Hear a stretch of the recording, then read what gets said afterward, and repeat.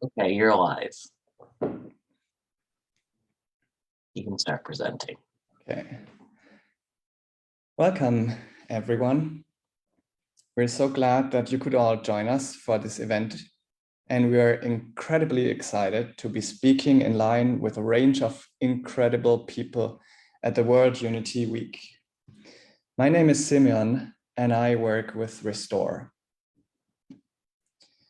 Today, I would like to talk a tiny bit about climate change, but more actually about what we can do about it. I would like to introduce the Global Restoration Network, which is a growing group or network of organizations and individuals all around the world dedicated to the healing of nature. And I will introduce how we at Restore want to support this movement with a new digital platform for knowledge sharing and connectivity. So let's get started. I guess that many of you would agree when I say the world is on fire. I mean, bad news are everywhere, headlines about climate change. And this year marks the launch of the UN Decade on Ecosystem Restoration. It's a 10 years effort to turn the tides on ecosystem degradation and make sure we're conserving and restoring nature on a global scale before it's too late. Because we all know that forests are burning, sea levels are rising, polar bears are starving, coral reefs are dying off faster than ever before. But really, I don't want to talk about doom today. I want to show you what is happening to stop this. As my professor Tom Crowther said, stop the damage and start the repair. Restore is an initiative that comes out of the Crowther Lab at ETH Zurich University.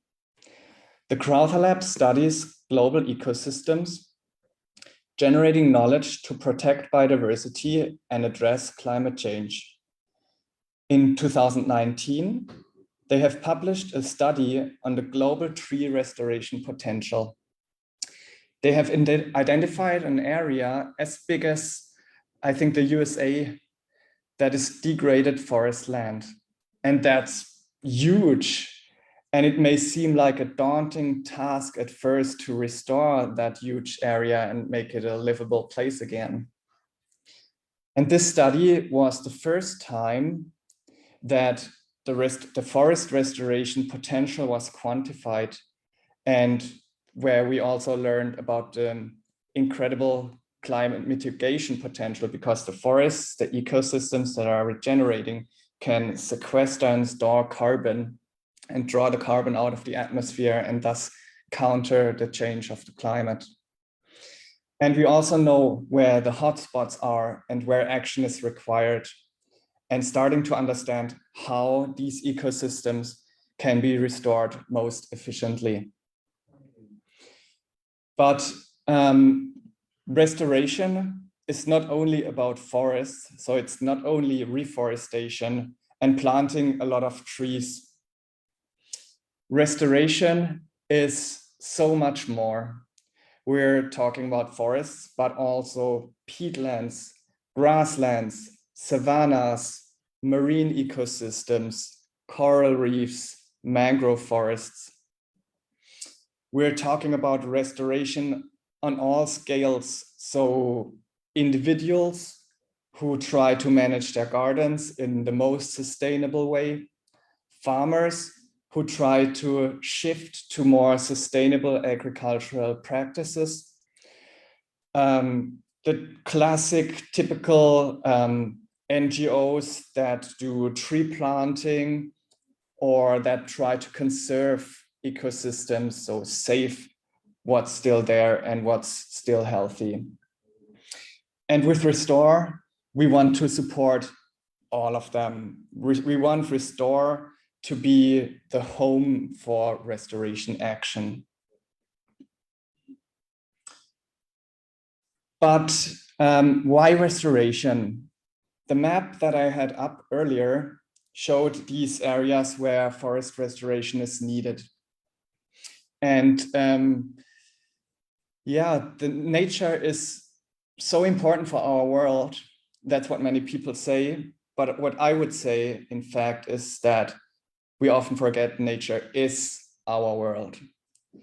And because we are scientists and because many people only listen or believe numbers, I would like to give you a few numbers about why restoration is important. The first one is that half of the world's gross domestic product is dependent on nature. So it means our economy is based on healthy and thriving ecosystems. If these are gone, if these are degraded, the economy would collapse. So apparently we have to save our nature. Second, land degradation could reduce global food productivity by 12%, causing food prices to increase or soar up to 30% by 2040. So again, our human civilization is connected to the land on which we live, on which we farm.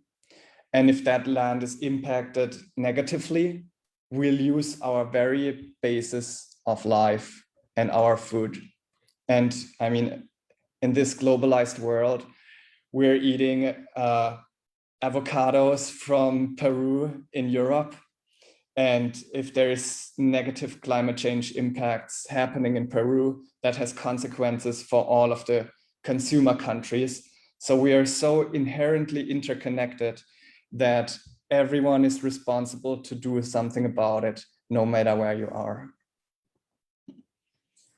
The next one is that restoration has the potential to provide livelihoods to local communities and prevent reasons for rural flight.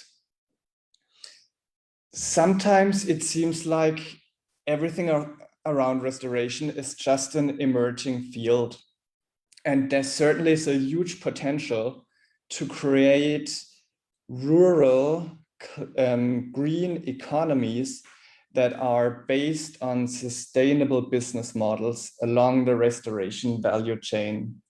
What I mean is that the way we manage land, the way that millions of smallholder farmers, mostly in the tropics, manage land, needs to be based on sustainable systems, such as diversifying monocultures and including trees on monocultures. We call it agroforestry, which increases the resilience of the land, both in terms of resilience against natural catastrophes, resilience against the loss of fertile soils, but also economic resilience. So you're not dependent on one crop anymore.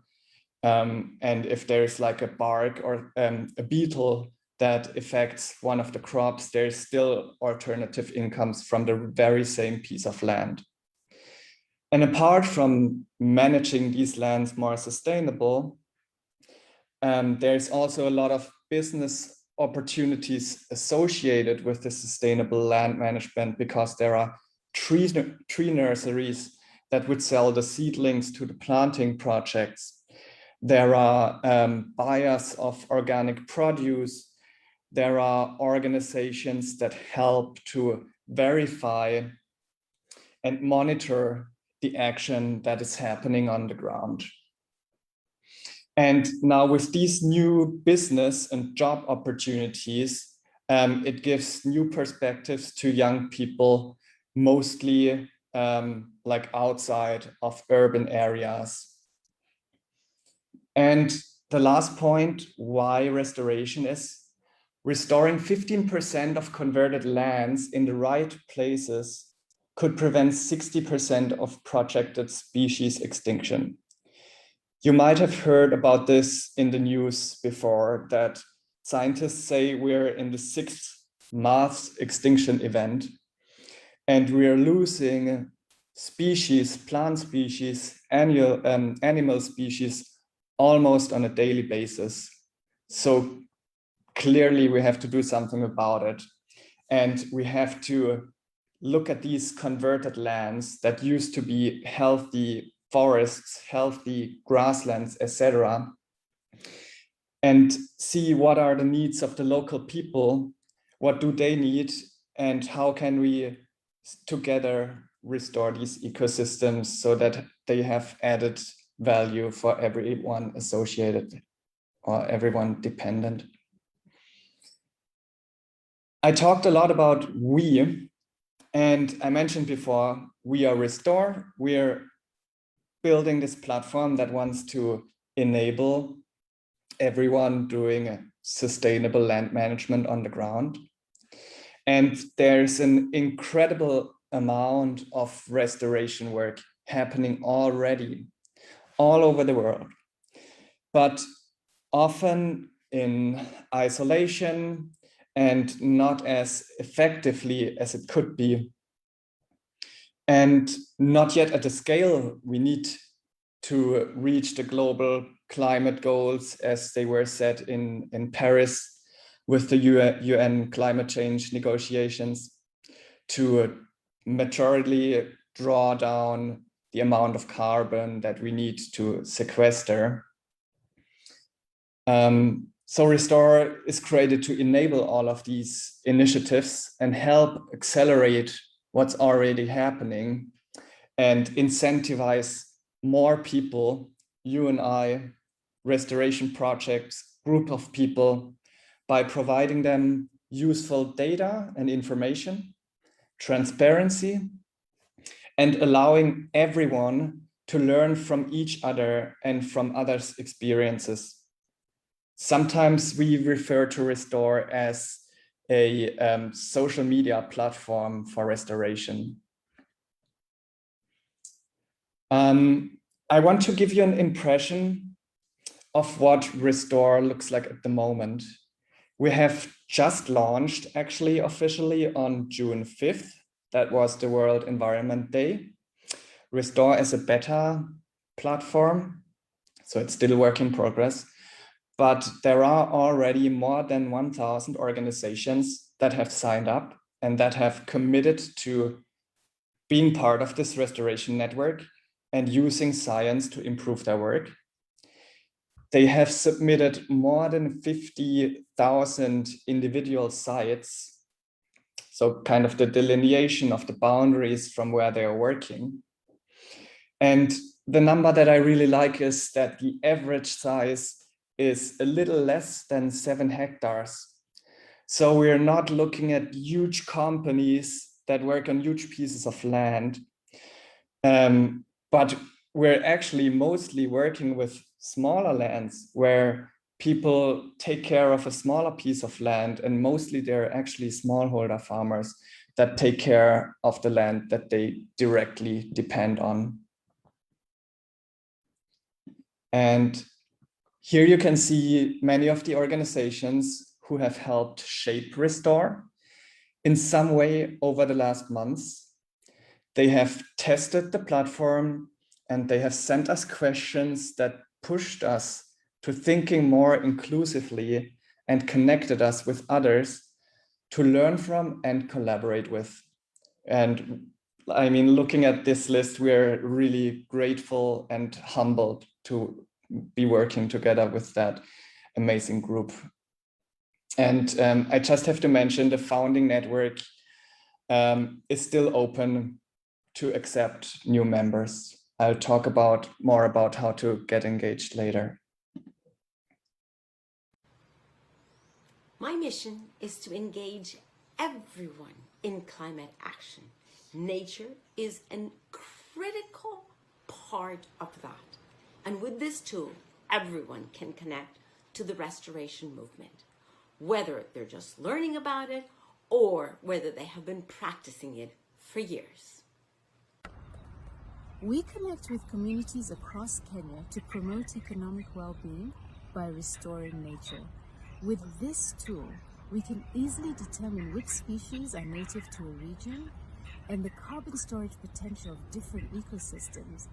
information that is so important to get restoration projects over the initial hurdles and to realize our vision. Restoration is my passion. Restore can help me grow my community and connect with other restoration practitioners, including the young people who are passionate about restoring our Earth. Restoration is not just about data, but it's also about the people who make it happen on the ground.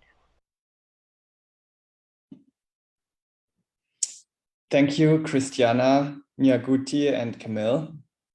As you heard, we are already working with some amazing people, and we are excited to continue to grow this founding network today and over the coming months.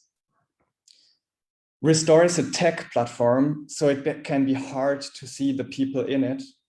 But since the inception of Restore concept, we have heard so many incredible stories about the people making restoration happen around the world and the many triumphs they had and challenges they face.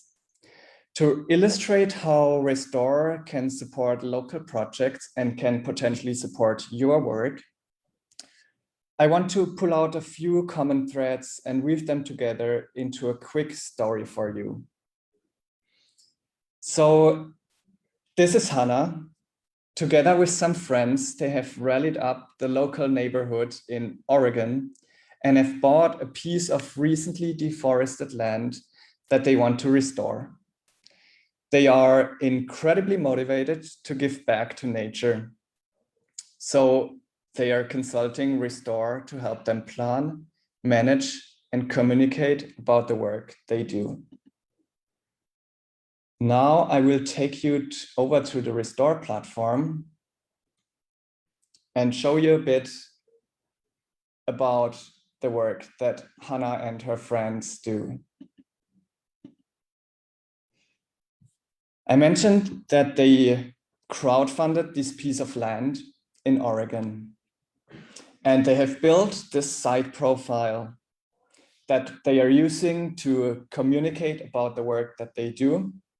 So there is this sharing button, and they can copy the URL and share the URL with other people that are interested to learn about this piece of land. Sometimes they also just take screenshots here from the Restore platform, like from this high-resolution satellite image, and they use this to show others about the important work that they're doing here. Restore also provides them scientific information about this ecosystem, such as a list of the native tree species here. So they can go into this list, look at the photos of these trees, learn about how threatened they are according to the IUCN Red List, if they have any edible or usable parts, and a whole range of tree traits. Not only trees, but also herbaceous species and the total plant species in the region, which is kind of an indicator how biodiverse this ecosystem is. There is also information about the environment, such as the elevation or the annual precipitation, the soil pH, and it only always takes a few seconds to load because there's really big scientific calculations happening in the background. Apart from that, they can fill in the site profile to provide information on the site status, the pre-restoration land use, the intervention type. So in this case, it's assisted natural regeneration. It means that they're both planting trees, but they're also helping nature regenerate itself. And they can also fill in information about the support sought. So in this case, they're looking for expertise, they're looking for financial support, and they're looking for volunteer time. And with this profile being public, it appears on the global map. And on this global map, these pins represent places where organizations or individuals or groups like Hannah have decided to fill in the information about what they do and share it with the world. Share it with science so that science can generate new insights on ecosystem restoration and return these insights back to the users on the ground. But also share it with people who want to learn about restoration and who want to engage in restoration. So again, what a user would do is say you have been, you spent your last vacation in Mexico last year. So you could go there and see what projects are happening in Mexico and learn about the ecosystem there and go to the site profile of that project and see what restoration goals they have and what support they're seeking. So in this case, financial support. So you could reach out to them and consider donating to these projects. Now let me try to go back to my presentation. I think we're there. I would like to summarize on one slide what we discussed just now. So Restore is an open data platform, a very technical digital platform that we tried to build as user-friendly as possible to allow everybody to access this data and use it for your purposes. And this platform will enable the global restoration movement. So we're also building this movement. We are currently inviting all of the organizations and individuals to sign up to Restore and to become part of that network and to join this super brain, this collective intelligence, and make it even stronger. And really, we are working or we are supporting projects across all ecosystems. It's not only about tree planting, it's also about, as I said before, regenerating peatland, restoring wetland areas. Everything counts, even a home garden.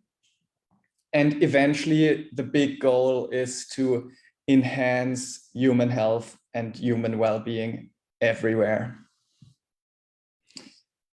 I want to leave you with this final slide, because when we talk about climate change, the question is always, yeah, but what can I do about it? I'm just a small person somewhere. So here's what you can do about and to help with global restoration.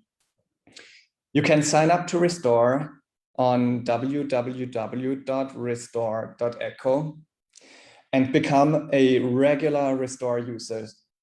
You can start exploring the information about an ecosystem and join and engage in the movement. The second point is you can help us spread the word and invite others in your country, in your neighborhood, any project that you know that works on restoration, invite them to join and sign up. You can also start engaging with the projects. I showed before that they can already indicate what kind of help they require. So you can consider donating, you can consider giving your volunteer time, and that will be much appreciated to make this a very active and vibrant community. Or you can follow Restore on social media. We're on Instagram, LinkedIn, Facebook, and Twitter. And by following Restore, you can stay tuned about what's happening, and we'll be sharing more and more content as this all is growing. Now, I just want to thank you very much for your attention. Thanks for listening in. I understand that this presentation is also recorded because it's very early in the Pacific West Coast. So feel free to watch this later, or feel free to also share this recording. And yeah, let's restore this world together. Thank you very much.